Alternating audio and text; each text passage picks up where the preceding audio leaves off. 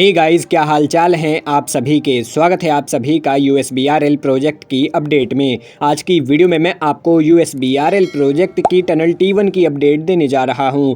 Tunnel number 1 जिसे हम T33 tunnel officially बोलते हैं। ये जो टनल है आपकी ये कटड़ा रियासी सेक्शन के बीच में पड़ती है। Udhampur Srinagar Baramulla rail link project की सबसे बड़ी चुनौती अभी तक बनी रही है। और अब रिसेंटली नॉर्थन रेलवे के जनरल मैनेजर ने यहाँ पे इंस्पेक्शन किया है T1 टनल का। और इस इंस्पेक्शन के दौरान उन्होंने क्या कुछ इंस्ट्रक्शंस और यहाँ पे ऑब्जर्व किया है वो मैं आपको बताऊंगा। और साथ ही मैं बता दूं टनल T1 की डेडलाइन जो थी मैंने आपको बताई थी अगस्त 2024 की, उसके अंदर अब डिले देखने को मिल सकता है टनल T1 के काम को देखकर। चलिए बात करते हैं डिटेल में, लेकिन इससे पहले कि मैं वीडियो को शुरू करूं, अगर आप चैनल पे नए आए हैं, रेलवे से जुड़े कंटेंट देखना चाहते हैं, चैनल को सब्सक्राइब कर लीजिए। अगर आपने वीडियो को लाइक नहीं किया है, वीडियो को फटाफट से लाइक कर दीजिए, अपने दोस्तों में वीडियो को शेयर कर दीजिए। चलिए शुरू करते हैं आज की अपनी इस अपडेट को। नॉर्थन रेलवे के जनरल मैनेजर जो थे उन्होंने यहाँ पे इस USBRL प्रोजेक्ट का ओवरऑल इंस्पेक्शन किया आज से लगभग एक हफ्ते पहले, और उन्होंने T1 टनल को भी विजिट किया। अब इस विजिट के दौरान उन्होंने T1 टनल में इंस्ट्रक्शन देते हुए कहा कि इस टनल की बहुत सावधानी पूर्वक और ध्यानपूर्वक मॉनिटरिंग की जानी चाहिए। छोटी छोटी चीज़ों को लेकर यहाँ पे जो मॉनिटरिंग है वो होनी चाहिए, ताकि इस टनल के अंदर कोई भी समस्या आने वाले समय में देखने को ना मिले और जल्द से जल्द इस टनल को यहाँ पे कंप्लीट किया जाए और USBRL प्रोजेक्ट को कंप्लीट करके जम्मू से श्रीनगर के बीच में डायरेक्ट रेल सेवाएं शुरू की जाए। तो देखिए T1 टनल के बारे में बात कर लेते हैं। कितना कुछ काम हुआ है, क्या कुछ प्रोग्रेस है, किस तरीके से काम होने वाला है, क्या कुछ काम बाकी है, सारी चीज़ों को लेकर बात करते हैं। लेकिन आपने अगर इस वीडियो को अभी तक लाइक नहीं किया है, आपसे रिक्वेस्ट है वीडियो को लाइक कर दीजिए। गाइस देखिए, मैंने आपको टनल T1 के बारे में बताया था एक हफ्ते 2 हफ्ते पहले जब मैंने आपको अपडेट दी थी, तो यहाँ पे 15 अगस्त 2024 की डेडलाइन थी। अब इसके अंदर डिले हो सकता है, ऐसी बातें निकल कर आ रही हैं। देखिए T1 टनल के अंदर अभी मौजूदा समय में बेंचिंग और लाइनिंग का काम चल रहा है। आने वाले समय में यहाँ पे electrification, drainage system, fire fighting, wiring और लाइटनिंग का काम किया जाना है, और साथ ही में ट्रैक लेइंग और सिग्नलिंग सिस्टम का काम किया जाना है। मौजूदा समय में बेंचिंग और लाइनिंग का काम चल रहा है, और इस मई के स्टार्टिंग से ही आपको टनल T1 के अंदर इलेक्ट्रिफिकेशन, फायर फाइटिंग, वायरिंग और कुछ लाइटनिंग जैसे इक्विपमेंट्स जो है, कुछ शुरुआती चीज़ें जो हैं, इनिशियल चीज़ें जो हैं वो इंस्टॉल होती हुई नज़र आ रही हैं। यहाँ पे रियासी साइड से काम शुरू कर दिया गया है, लेकिन अभी फ़िलहाल में यहाँ पे बताया जा रहा है कि इस टनल को कंप्लीट करना इतना आसान नहीं है। मेरे पर्सनल ओपिनियन और रफ कैलकुलेशन के हिसाब से यहाँ पे इस टनल की बेंचिंग का जो काम है वो लगभग 15 जुलाई तक जाकर कंप्लीट होगा। इस टनल के अंदर अप्रैल की स्टार्टिंग में 160 मीटर का पोर्शन रह रहा था बेंचिंग के लिए, और उस 160 मीटर के पोर्शन में 50 मीटर का ऐसा पोर्शन है जिसका जो डायमेंशन है ना वो पूरा सर्कुलर यानी एक टनल की तरह यहाँ पे अभी नहीं एक्सकेवेट किया गया है, उसका काम किया जाना भी बाकी है। और बेंचिंग के बाद यहाँ पे लाइनिंग का काम भी चल रहा है। अप्रैल की स्टार्टिंग में लगभग 250 to 300 मीटर्स का जो काम है वो लाइनिंग के लिए रह रहा था, और लगभग 10 अगस्त के आसपास लाइनिंग का काम कंप्लीट होगा। फिलहाल में अगर इस टनल की बात करें, कन्वेंशनल मेथड से इस टनल का एक्सकेवेशन चल रहा है। रोड हेडर और कुछ ड्रिलिंग मशीन्स यहाँ पे यूज की जा रही हैं, जिससे यहाँ पे बेंचिंग और लाइनिंग का जो काम है वो यहाँ पे किया जा रहा है। हालांकि लाइनिंग के काम के लिए यहाँ पे आप कह सकते हैं कि रिब लगा के और शॉर्टक्रिट करके यहाँ पे लाइनिंग का काम किया जाता है, और लाइनिंग का काम जो है वो 10 अगस्त के जब आसपास कंप्लीट होने लगेगा, फिर यहाँ पे आप कह सकते हैं कि जो वाटर लीकेज की प्रॉब्लम है वो टनल T1 के अंदर से खत्म हो जाएगी। फिर यहाँ पे ड्रेनेज सिस्टम का काम किया जाएगा। एक्चुअली में ड्रेनेज सिस्टम का काम अभी से स्टार्ट कर देना चाहिए, क्योंकि ड्रेनेज सिस्टम का काम हो जाने से जो वाटर लीकेज की प्रॉब्लम है और जो वाटर है उसको अपना एक फ्लो मिलेगा, निकलने का रास्ता मिलेगा, जिससे कि यहाँ पे काम करने में काफ़ी आसानी होगी, सहूलियत होगी। और आप कह सकते हैं कि ड्रेनेज सिस्टम का काम करने के लिए यहाँ पे मई जून का महीना है, और यहाँ पे अगर ड्रेनेज सिस्टम का काम कर लिया जाता है, वैसे तो अभी यहाँ पे पानी का बहाव ज़्यादा होता है तो यहाँ पे पॉलीयूरेथीन केमिकल का यूज़ करके उसको कंट्रोल कर लिया जाता है, लेकिन यहाँ पे पॉलीयूरेथीन केमिकल को अगर यूज़ ना किया जाए और ड्रेनेज सिस्टम बना लिया जाए तो ये एक अच्छी चीज़ होगी। और साथ ही में ड्रेनेज सिस्टम के साथ साथ यहाँ पे आप कह सकते हैं कि और भी चीज़ें हैं जो की जानी हैं। सबसे पहले मैं आपको बता दूं, जब यहाँ पे लाइनिंग का काम कंप्लीट हो जाएगा तब यहाँ पे जाके ट्रैक लेइंग का काम स्टार्ट हो पाएगा, क्योंकि ट्रैक लेइंग के लिए स्लैब कास्टिंग का काम किया जाता है। कंक्रीट के स्लीपर्स जो हैं वो आप कह सकते हैं, वैसे स्लीपर्स नहीं, यहाँ पे ब्लास्ट लेस ट्रैक बिछाए जा रहे हैं, तो blast less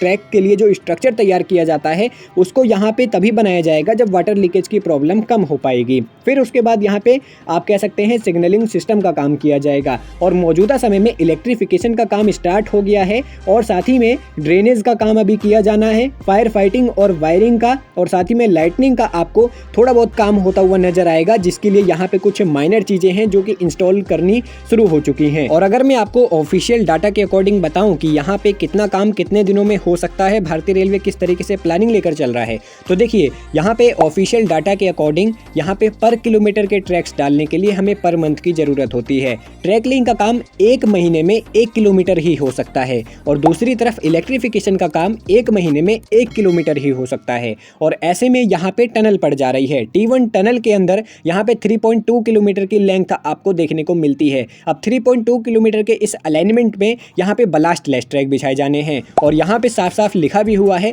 blast less track बिछाने के लिए हमें 1 महीने से ज़्यादा का समय भी लग सकता है पर किलोमीटर के यहाँ पे बेस पर। अब ऐसे में टनल T1 के अंदर काम करने में और समय लग सकता है। और ट्रैक लिंक का काम आखिर शुरू कब होगा इसके बारे में भी बता देता हूँ। देखिए वैसे तो यहाँ पे भारतीय रेलवे को ध्यान देने की ज़रूरत है, क्योंकि अगर ड्रेनेज सिस्टम बना दिया जाता है तो वाटर को अपना एक रास्ता मिलेगा, अपना एक फ्लो मिलेगा, जिसकी वजह से यहाँ पे आप कह सकते हैं जो ट्रैक डालने का हिस्सा है उसके ऊपर यहाँ पे कंक्रीटिंग का काम किया जा सकता है। अब देखिए अभी वाटर लीकेज की प्रॉब्लम देखने को मिल रही है और पॉलीयूरेथीन केमिकल से यहाँ पे कुछ हद तक उसको कम किया जा रहा है, लेकिन फिर भी यहाँ पे ट्रैक्स जो हैं वो बिछाने मुमकिन नहीं है वाटर के फ्लो के साथ साथ। और यहाँ पे ड्रेनेज सिस्टम का काम किया जाना बहुत ज़रूरी है और अगर ऐसा नहीं किया जाता है तो लाइनिंग का काम अगस्त में कंप्लीट होगा और अगस्त से स्टार्ट होगा ट्रैक लेइंग का और सिग्नलिंग सिस्टम का काम। अगस्त, सितंबर और अक्टूबर, मिड अक्टूबर तक जाके यहाँ पे ट्रैक लेइंग का काम कंप्लीट हो पाएगा। और फिर यहाँ पे आप कह सकते हैं कि कुछ मेजर माइनर चीज़ें जो हैं वो बाकी रह जाएंगी, जैसे कि सब स्टेशन वाले पैनल्स यहाँ पे जो है वो इंस्टॉल किए जाएंगे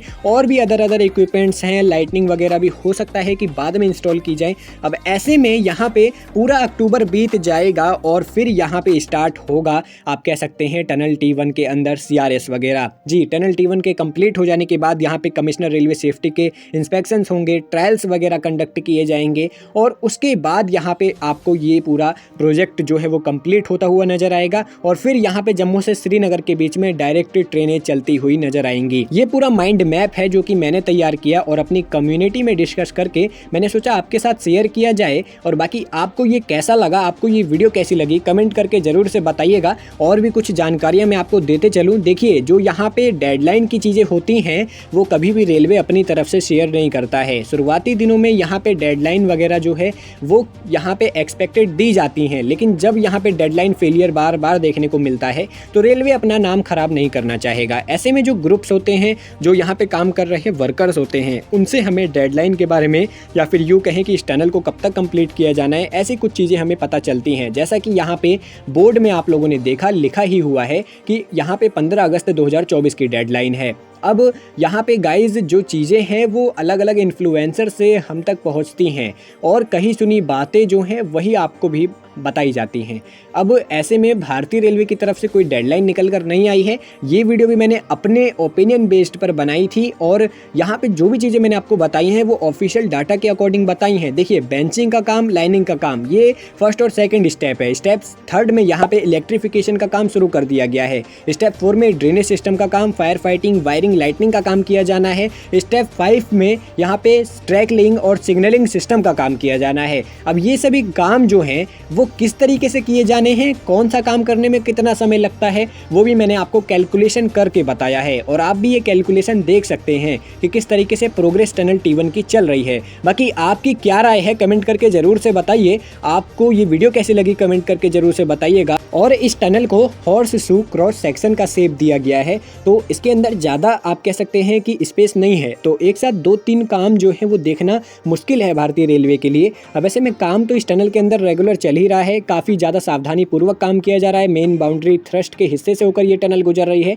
तो ऐसे में यहाँ पे काफ़ी सारे प्रिकॉशंस भी लिए जा रहे हैं और भारतीय रेलवे का यहाँ पे यही अभी स्कोप है कि इस टनल को जल्द से जल्द कंप्लीट किया जाए और ये पूरा प्रोजेक्ट कंप्लीट किया जाए। बाकी जैसे ही आगे की कुछ जानकारियाँ आएंगी वो मैं आपको बताने की कोशिश करूँगा। अगर आपने इस चैनल को अभी तक सब्सक्राइब नहीं किया है, सब्सक्राइब कर लीजिएगा आने वाली अपडेट्स देखने के लिए। इस वीडियो को फटाफट से लाइक कर दीजिए क्योंकि बहुत इंपॉर्टेंट वीडियो थी। और मैं आज की वीडियो में इतना ही रखता हूँ, आपसे मिलता हूँ बहुत जल्द किसी और नई अपडेट सपोर्ट के साथ यहाँ तक इस वीडियो को देखने के लिए बहुत बहुत धन्यवाद। चलिए आज की वीडियो में इतना ही रखते हैं, मिलते हैं आपसे बहुत जल्द किसी और नई अपडेट के साथ। जब तक के लिए आप लोग अपना ख्याल रखिएगा। Hope to see you again, bye bye guys.